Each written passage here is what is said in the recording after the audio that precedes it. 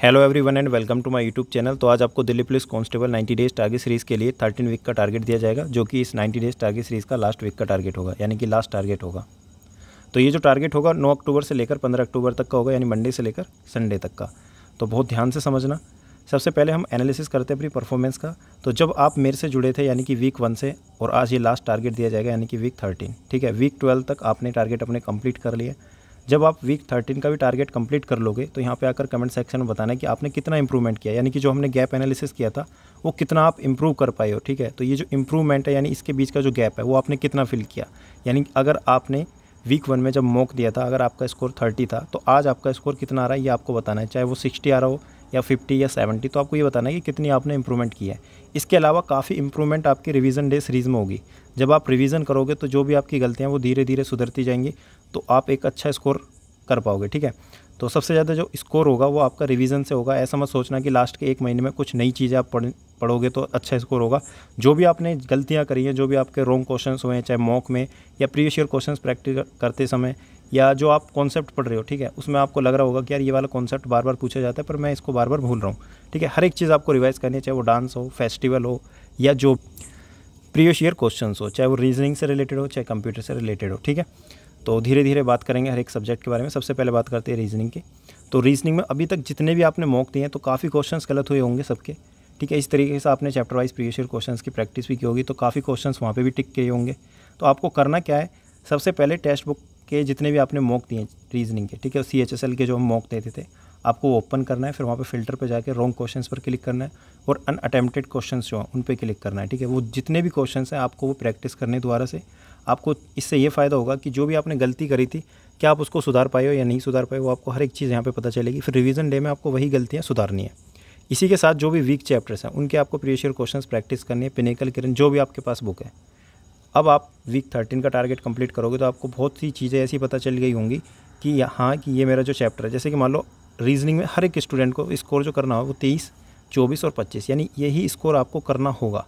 ऐसा नहीं है कि रीजनिंग में आप 20 स्कोर करोगे, क्योंकि रीजनिंग एक सबसे इजी सब्जेक्ट है। अगर दिल्ली पुलिस में सिलेक्शन लेना चाहते हो तो इसमें स्कोर आपको हाई करना पड़ेगा, और मोस्टली बच्चों के 23, 24 और 25 ही स्कोर आएंगे।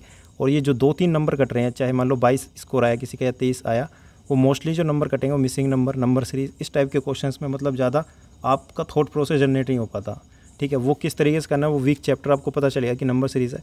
तो आपको जितने भी इसके हार्ड क्वेश्चंस हैं, चाहे वो CGL से रिलेटेड हो या कहीं से भी रिलेटेड हो, वो आपको प्रैक्टिस करने हैं। तो अब प्रैक्टिस कहाँ से करनी है, वो सेम बुक, पिनेकल, किरण, जो भी आपके पास बुक है, ठीक है। तो इस तरीके से आपको अपने वीक एरियाज़ पे ही फोकस करना है। रिवीजन डे सीरीज़ पे सिर्फ वीक एरियाज़ पे फोकस करना है, और जो चीज़ें आपने पढ़ ली हैं वो आपको बार बार रिवाइज़ करनी है। ऐसा मत सोचना कि नई चीज़ें पढ़ेंगे, जीके में ज़्यादा से ज़्यादा चीज़ें, ज़्यादा से ज़्यादा टॉपिक कवर करेंगे तो अच्छा स्कोर आएगा, ऐसा नहीं करना। मैथ में क्या करना है, मैथ में भी वीक चैप्टर्स, ठीक है। वीक चैप्टर्स में क्या करना है, जैसे मान लो आपको पता चला मेरा टाइम एंड वर्क वीक है, तो आपको ये भी पता है जब आपने प्रैक्टिस करी थी अरिथमेटिक की या कहीं से भी वीडियो से या कहीं से भी आपने ये चैप्टर कंप्लीट किया तो अलग अलग टाइप के क्वेश्चंस थे। तो आपने देखा होगा कि यार कुछ टाइप के ऐसे क्वेश्चंस हैं जो बहुत ज़्यादा इजी हैं, वो मुझे आसानी से समझ में आ जाते हैं, पर कुछ क्वेश्चंस ऐसे हैं चाहे वो एफिशिएंसी से रिलेटेड हो या कोई भी ऐसा कॉन्सेप्ट जो आपको डिफिकल्ट लगता हो, कोई भी ऐसा टाइप, तो आपको उसी टाइप के कॉन्सेप्ट रिवाइज करने हैं, ठीक है। उस पर टिक भी लगाना है कि यार ये वाला कॉन्सेप्ट मैं बार बार भूलता हूँ और यही क्वेश्चंस मेरे एग्जाम में गलत होते हैं। ऐसा नहीं है कि पूरा चैप्टर फिर दोबारा से, अगर 90 डेज टारगेट सीरीज़ में एक चैप्टर को पढ़ने में 1 हफ्ता लगाया तो ऐसा नहीं है, रिवीजन में भी आप 1 हफ्ता लगाओगे, ठीक है। वहाँ पे कम समय देना है, सिर्फ वही एरिया और वही टॉपिक आपको पढ़ना है जो आपका वीक है, ठीक है।